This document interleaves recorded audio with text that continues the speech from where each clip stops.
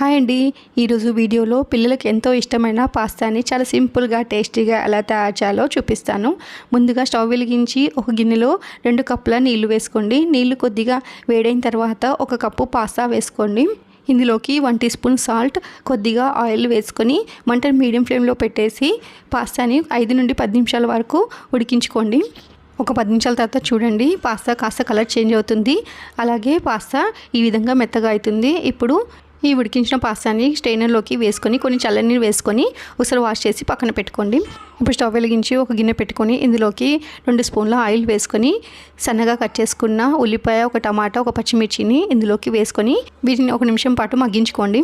ఇందులోకి కొద్దిగా కారం, రుచికి సరిపడా ఉప్పు, 1/2 teaspoon soya sauce, 1 teaspoon tomato sauce వేసుకొని మిక్స్ చేసుకొని 1 నిమిషం పాటు కుక్ చేసుకొని ముందుగా ఉడికించి పెట్టుకున్న పాస్తాని వేసుకొని ఒక 1 మినిట్ కుక్ చేసుకొని సర్వ్ చేసుకోండి. అంతే, tasty pasta ready. Please subscribe. Thank you.